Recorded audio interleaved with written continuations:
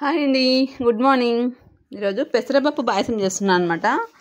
చలికాలంలో పెసరపప్పు అనుకోవద్దండి, నిజంగా చాలా హెల్దీ పెసరపప్పు. మాత్రము ఎప్పుడైనా తినచ్చు, మనం రోజు డైట్లో వాడితే చాలా మంచిది పెసరపప్పు. పెసరపప్పులో magnesium, copper, zinc, vitamin B12, ఫైబర్తో పాటు మినరల్స్ కూడా చాలా ఉంటాయన్నమాట. ఇలా కుక్కర్లో వేసేసుకొని కొంచెం నెయ్యి వేసుకొని బాగా ఫ్రై చేసుకోండి. ఎంత స్లోగా అంటే సిమ్లో పెట్టుకొని బాగా ఫ్రై చేసుకోవాలి. బాగా రోస్ట్గా అయితే టేస్టీగా ఉంటుంది మనకి పాయసము. ఇంకా తర్వాత మనం ఇది బాగా ఇలా ఫ్రై చేసుకొని పౌడర్ చేసుకొని కూడా పెట్టుకొని రోజు డైరెక్ట్గా తింటే కూడా చాలా మంచిదన్నమాట ఆరోగ్యానికి. రక్తహీనత ఉన్న, రక్త ప్రసరణ ఎవరికైనా తక్కువగా ఉంటుంది కదా, వాళ్ళకు కూడా చాలా మంచిది. రోజు కొంచెం అంటే మనం తినే వారంలో కానీ అలా ఒక 4-5 డేస్లో డైట్లో కూడా ఇది పెసరపప్పు తింటే మంచిది. కర్రీస్లో కానీ లేదా పిల్లలకి ఇలా పాయసం చేసి పెడితే చాలా మంచిదన్నమాట. గ్యాస్ అంటారు కానీ ఏం గ్యాస్ ఉండదు, చాలా యూజెస్ ఉన్నాయి దీంట్లో. చాలా ఈజీగా అరుగుతుంది మనకి. కొంతమంది పప్పు అంటే తినరు కదా, ఈ పప్పుల్లో కూడా చాలా ఉన్నాయి. గ్యాస్ అంత ఈ పెసరపప్పులో అంత గ్యాస్ ఏం ఉండదు, జీర్ణం ఈజీగానే అవుతుంది. షుగర్, బీపీ ఉన్నా కూడా వాళ్ళు కూడా తినొచ్చు. అంటే మనకి స్వీట్గా కాకుండా ఏదైనా కర్రీస్లో కూడా ఉపయోగించి తినొచ్చు అనమాట. అంత యూజెస్ ఉన్నాయి. వేడి ఎవరికైనా ఎక్కువగా వేడి చేస్తుంటుంది కదా, వాటర్ తక్కువ తీసుకున్నా, అలాంటి వాళ్ళు కూడా ఈ పెసరపప్పుతో స్వీట్ కానీ కర్రీస్ కానీ తింటే చాలా యూజెస్ అనమాట, మంచిగా ఉంటుంది. పెసరపప్పు సలాడ్ కూడా బాగుంటుంది. అంటే మనం వెజ్ చేసుకోవచ్చు, దాంట్లో స్వీట్ కూడా చేసుకోవచ్చు.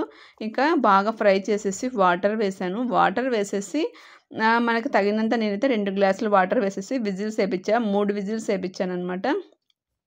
ఇలా ఉడికిపోయింది పెసరపప్పు అయితే. ఇలా పెసరపప్పు బాగా ఉడికిపోయిన తర్వాత కొంచెం వాటర్ వేసుకున్నాను. ఇంకొకటి గోధుమ రవ్వ ఉంటుంది కదా, అది ఒక కప్పులో నానబెట్టినాను, చిన్న కప్పులో నానబెట్టేసాను.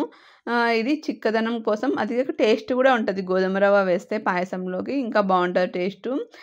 సగ్గుబియ్యం ఉంటే కూడా సగ్గుబియ్యం వేసుకోవచ్చు. నేను ఆ రోజు మా ఇంటికి బంధువులు వస్తున్నారని హడావిడిగా చేశాను. సగ్గుబియ్యం కొద్దిసేపు నానబెడితే ఇంకా బాగుంటుంది అనమాట. ఇంకా అందుకని ఇలా ఉత్త పెసరబ్యాళ్ళు, ఈ గోధుమ రవ్వ ఒకటే వేసానండి. ఇది బాగా ఉడకాలన్నమాట. కొంచెంసేపు బాగా ఉడికితే కొంచెం బాగుంటుందన్నమాట.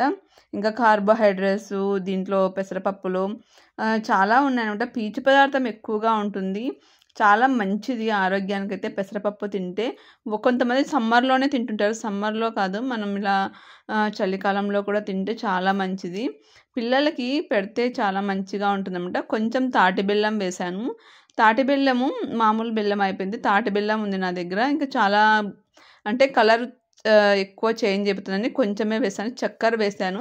చక్కెర కన్నా బెల్లమే ఎక్కువ వాడితే ఇంకా మంచిది. నేనైతే బెల్లమే ఎక్కువ వాడతాను మా ఇంట్లో, చక్కెర చాలా తక్కువగా వాడతాను. ఈరోజు స్వీట్లోకి అయితే చక్కెరే వేసాను, ఇంకా బెల్లం కొంచెమే వేసాను అనమాట. ఇంకా ఇది బాగా ఉడకాలి. ఎంత మంచిగా ఆ చక్కెర అంతా ఈ పెసరబెల్లకి అంతా పట్టేలాగా బాగా ఉడికియాలన్నమాట. తర్వాత ఒక చిన్న కడాయి పెట్టేసుకొని నెయ్యి వేసుకున్నాను. మన దగ్గర ఏం డ్రై ఫ్రూట్స్ ఉంటే అవన్నీ బాగా ఫ్రై చేసుకోవాలన్నమాట. నేనైతే చూడండి, బాదం వేసాను, గోడంబి వేసాను, తర్వాత కొన్ని ఇవి ఎండు ద్రాక్ష వేసాను. చాలా బాగుంటుంది. ఈ ఎండు ద్రాక్ష ఎంత వేసుకుంటే అంత బాగుంటుంది పాయసం మాత్రము.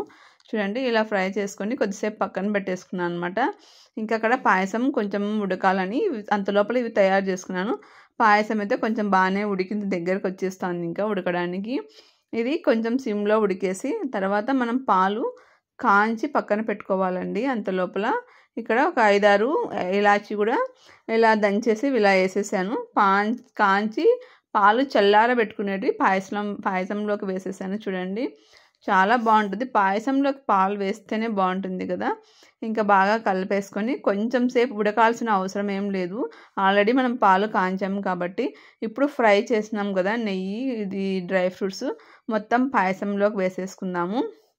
ఇవి ఎండు ద్రాక్ష ఇలా వస్తే భలే అనిపిస్తుంది నాకైతే, మాత్రం చాలా ఇష్టం.